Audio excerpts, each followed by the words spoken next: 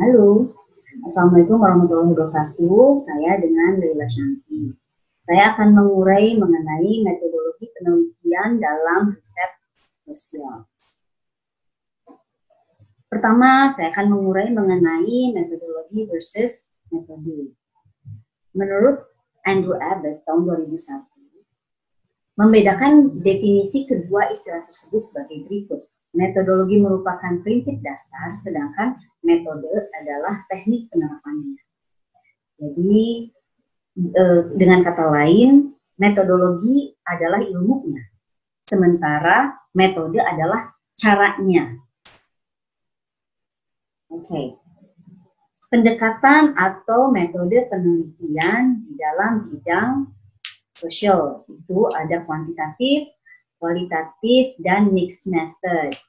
Yang sebetulnya mixed method ini sampai sekarang masih kontroversial.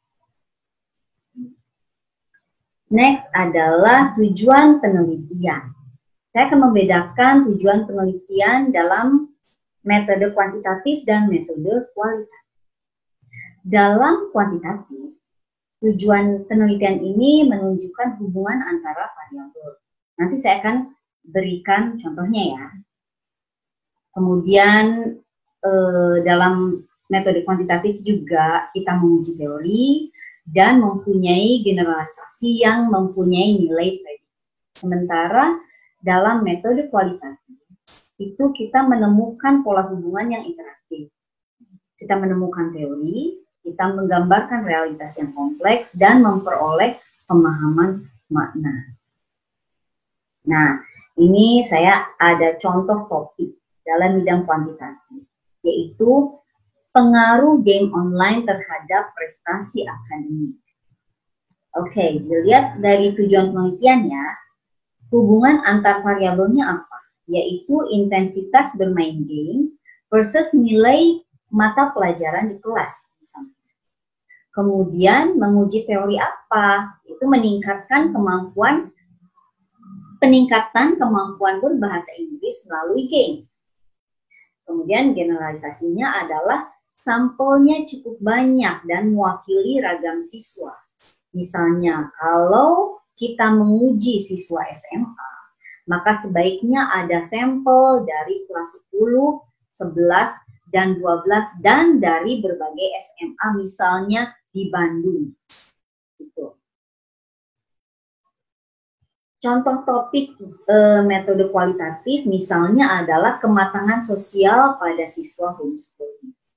Tujuan penelitiannya di sini adalah pola hubungan yang interaktif itu seperti apa. Jadi ada interaksi langsung antara peneliti dengan informan. Misalnya, informan dalam penelitian ini ada 4 misalnya. 1, siswa homeschooling itu, kemudian sahabat siswa tersebut, kemudian guru, dan orang tua. Kemudian di dalam penelitian kualitatif ini kita justru menemukan teori, tapi menemukan teori itu harus ada landasan teori dulu yang kita pakai. Meskipun landasan teori tersebut tidak dipakai selamanya. Jadi kita mencari teori baku mengenai kematangan sosial yang kemudian kita menemukan teori yang lebih tepat berdasarkan data yang terkumpul di lapangan. Dan terakhir adalah menggambarkan realitas yang kompleks. Di sini peneliti melakukan cross-check terhadap semua informan.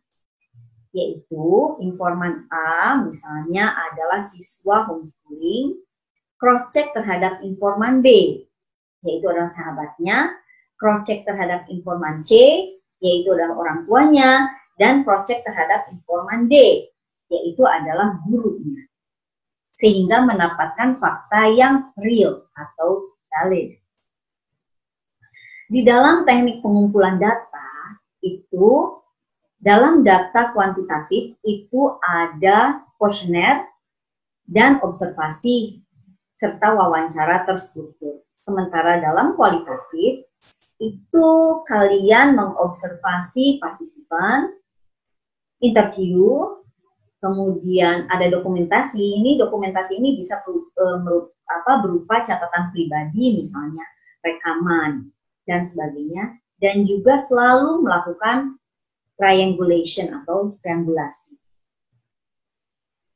Misalnya, tadi kita kembali contohnya ke topik pengaruh game online terhadap prestasi akademik. Teknik pengumpulan datanya bisa kuesioner yang disebar kepada seluruh siswa. Sementara dalam penelitian kualitatif, itu teknik pengumpulan datanya itu observasi. Karena di sini peneliti harus melakukan pengamatan secara natural terhadap informan. Natural apa sih yang dimaksud natural? Natural itu informan nggak boleh tahu bahwa kita sedang meneliti dia. Karena apabila informan tahu, dia bisa berubah perilaku. Berubah perilaku, dan itu tidak diperbolehkan dalam qualitative research. Yang kedua, interview. Di sini interview ini bukan dengan sengaja menginterview, tidak, tapi mengajak ngobrol secara natural. Bahkan interviewee tidak boleh mengetahui bahwa dia sedang diinterview. Gitu. Jadi nanti si peneliti itu melakukan catatannya di belakang setelah melakukan interview, tidak boleh diketahui oleh interview. Kemudian data lapangan. Data lapangan ini catatan atau rekaman suara dari proses interview dan observasi. Artinya begini, misalnya saya sudah mengajak mengobrol siswa. Berapa lama kemudian saya ke belakang atau saya keluar, kemudian saya bikin catatan. Apabila lama nulis catatannya, saya rekam suara saya sendiri. Gitu, dan saya kemukakan apa yang saya dapat dari siswa tersebut. Nah, kemudian triangulasi. Triangulasi ini adalah pemeriksaan sinkron tidaknya data yang diambil dengan ketiga teknik di atas. Misalnya, informasi apa yang didapatkan dari informan A, apakah itu sesuai dengan keterangan dari informan B? Apakah itu sesuai dengan keterangan dari informan C? Apakah itu sesuai dengan keterangan dari informan D? Nah, itu adalah triangulation. Next, kuantitatif itu datanya seperti apa sih? Datanya itu berbentuk ya kuantitatif. Yang namanya kuantitatif ini statistik loh. Jadi data kuantitatif artinya data statistik. Kemudian harus juga ada hasil pengukuran variabel yang dioperasionalkan dengan menggunakan instrumen. Kemudian kalau kualitatif datanya seperti apa? Itu adalah deskriptif kualitatif. Jadi deskriptif ini apa? Mengurai semua info yang didapat oleh peneliti. Kemudian ada juga di situ mengurainya tentang apa, dari dokumen pribadi, dari data lapangan, dari ucapan dan tindakan responden, ataupun dokumen lain yang menunjang. Nah, di sini jadi datanya itu tadi seperti saya bilang menggunakan statistik, pengolahan datanya menggunakan alat bantu seperti Excel atau SPSS. Sementara penelitian kualitatif ini datanya deskriptif, menjabarkan data hasil observasi, interview, data lapangan, serta catatan pribadi penelitinya. Kemudian sampel. Sampelnya seperti apa? Apabila kuantitatif, sampelnya itu besar karena dia harus merepresentasikan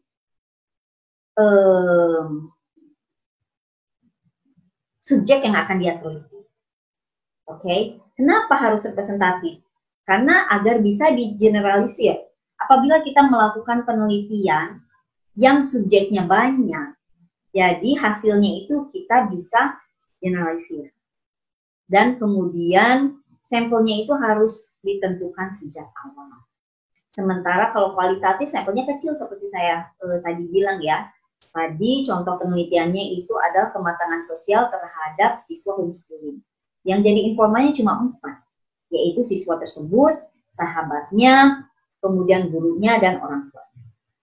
Jadi sampelnya tidak representatif gitu. Sampelnya pun harus purposive. Dari awal kita harus sudah nentuin siapa yang akan kita teliti. Dan berbentuk snowball. itu tuh nanti berkembang loh informan-informan itu, gitu kan. Bisa jadi misalnya seperti ini ya, dari awal kita bilang bahwa saya udah niat nih, nelitinya adalah siswa homeschooling, sahabatnya, gurunya, dan orang tua. Ternyata ada informasi di luar juga yang bisa dijadikan acuan. Misalnya, guru olahraganya karena ternyata siswa ini berprestasi, atau kemudian si anak ini dari kecil punya pengasuh, sehingga kita juga bisa jadikan pengasuh itu informan. Okay. Dan kemudian berkembang saat ini. Nah, analisa datanya gimana sih? Analisa data untuk kuantitatif itu, data setelah selesai pengumpulan data, baru dianalisa. Kemudian deduktif. Deduktif itu bentuknya begini. Dari banyak mengerucut. Kemudian menggunakan statistik untuk menguji hipotesa. Seperti yang saya bilang tadi. Sementara kalau kualitatif itu apa? Dia itu, data itu dikumpulin terus-menerus dari sejak awal penelitian. Karena kita udah nentuin, saya mau meneliti dia. Gitu. Saya udah buat catatan dari sejak awal saya ketemu. Saya udah buat catatan semenjak saya ngobrol dengan orang tuanya, dengan gurunya, dengan siapapun. Kemudian bentuknya induktif, sehingga bentuknya seperti ini. Dari hanya satu orang, saya kemudian minta informasi ke 2 orang, dari 2 orang ke 3 orang, 3 orang, 4 orang, bahkan itu berkembang. Nah, di situ juga peneliti itu harus mencari pola, model, tema, dan akhirnya ke teori. Adakah teori yang lebih relevan? Yang tadinya dia mengacu hanya kepada kematangan sosial ya, ada nggak teori yang lebih relevan terhadap anak itu? Gitu. Kemudian hubungan dengan respondennya seperti apa? Untuk yang kuantitatif, itu agar objektif dia berjarak, bahkan bisa jadi nggak ketemu karena menggunakan Google Form kan kuesionernya. Kemudian kedudukan peneliti lebih tinggi dari responden. Juga hubungannya itu jangka pendek, sampai hipotesis dapat dibuktikan. Tetapi apabila dalam qualitative research itu hubungannya harus akrab. Karena kalau nggak akrab, informan belum tentu mau ngasih kita info. Siapa kita gitu, sampai si informan itu mau ngasih kita info, gitu kan? Jangan-jangan kita bisa orang jahat. Kemudian kedudukannya sama. Juga jangka waktunya lama sampai datanya jenuh. Gitu ya. Nanti saya akan terangkan data itu jenuh itu apa. Nah, di sini, kapan penelitian dianggap selesai? Nah, ini kualitatif. Saya jawab yang barusan ya. Kapan sih selesai penelitian kualitatif itu? Kita terus neliti gitu di lapangan, informan-informan itu. Jadi data itu selesai apabila tidak ada penemuan baru. Jadi, menurut si informan yang diobrolin cuma itu lagi. Kemudian informan yang satu juga menyebutkan yang sama itu lagi, udah nggak ada lagi data baru dan dianggap jenuh, itu baru berhenti penelitian kualitatif. Tapi apabila itu adalah penelitian kuantitatif, itu berhenti setelah semua kegiatan yang direncanakan dapat diselesaikan dan rumusan masalah terjawab. Selama rumusan masalah tidak terjawab, belum selesai juga tuh penelitian kuantitatif. Oke? Dan terakhir adalah kepercayaan atau absah terhadap hasil penelitian, yaitu balik lagi ke kualitatif, tadi saya udah bilang pengujian triangulation. Artinya apa yang didapat dari informan A sesuai nggak sih dengan informan B, sinkron nggak sih dengan yang diobrolin oleh informan C, dan berhubungan nggak sih dengan apa yang diobrolin dengan informan D. Kemudian selalu mengacu ke teori, selalu nyari teori. Sementara apabila dalam metode kuantitatif, itu keabsahannya adalah dengan pengujian validitas dan reliabilitas instrumen. Misalnya, yang namanya kuesioner itu harus diuji dulu loh validitasnya. Bisa dipakai atau enggak. Kalau kita bikin kuesionernya, kita bikin kuesioner sendiri, itu harus merujuk ke rumusan masalah. merujuk ke rumusan masalah dan merujuk kepada teori yang berhubungan dengan rumusan masalah tersebut. Itu adalah indikator. Itu pun harus diuji yang namanya pilot project. Jadi kita nih bikin kuesioner ya. Kita bikin kuesioner, kemudian kita sebar misalnya lewat Google Form. Dapat hasilnya kita lihat. Hasil dari kuesioner itu menjawab rumusan masalah kita atau enggak. Apabila tidak terjawab, diganti atau ditambahkan. Sebar lagi ke responden, ambil lagi datanya, lihat lagi, dapat menjawab rumusan masalah enggak. Apabila tidak, sebar lagi, kita tambahin dulu, tambahin atau kurangin, kemudian kita sebar lagi, itu yang terjadi. Tapi ada yang cara yang lebih mudah. Karena sekarang ini penelitian sosial sebetulnya udah banyak ya. Jadi sebetulnya banyak kuesioner yang sudah diuji cobakan oleh para ahli. Misalnya persepsi A terhadap B, dampak A terhadap B.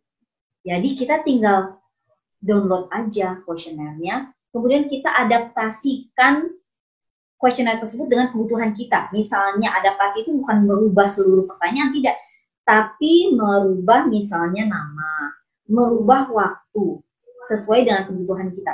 Apabila itu terjadi, kita bisa menggunakan kuesioner tersebut dan di bawahnya itu harus kita tulis sumbernya. Adapted from. Diadaptasi dari siapa agar tidak terjadi plagiat. Oke. Nah, sekarang penelitian ditinjau dari bidang ilmunya itu ada 3. Penelitian bidang sosial yang mencakup sosiologi, antropologi, ekonomi, geografi, hukum, politik, psikologi, dan sejarah. Kemudian penelitian bidang alam yang mencakup astronomi, geologi, ekologi, fisika, geologi, geografi, fisik, berbasis ilmu bumi, dan kimia. Dan terakhir adalah penelitian yang campuran bidang sosial dan alam, dan ini udah sering dilakukan juga. Terakhir yang kita bahas adalah metodologi penelitian dalam 5 bidang, yaitu geografi misalnya. Metodologi penelitiannya seperti apa? Dalam penelitian geografi itu harus ada studi lapangan, harus ada pemetaan, ada wawancara, ada perhitungan statistik, ada penggunaan sarana ilmiah, misalnya penginderaan jauh. Dalam bidang ekonomi, metodologi yang digunakan itu ada model ekonometrika, ada juga analisis statistik non-parameter. Dalam penelitian sejarah, metodologi yang digunakan itu ada heuristik, kritik atau verifikasi, interpretasi atau eksplanasi, historiografi atau penulisan sejarah. Dalam bidang psikologi itu ada eksperimental, observasi ilmiah, sejarah kehidupan atau geografi, ada interview, angket, dan klinis. Sementara dalam bidang sosiologi itu penelitian kuantitatif, deduktif, menggunakan statistik atau sosiometri, kualitatif atau induktif, historis atau komparatif, studi kasus dan lain-lain, dan studi empiris. Demikian penjelasan saya mengenai metode penelitian. Terima kasih. Wassalamualaikum warahmatullahi wabarakatuh.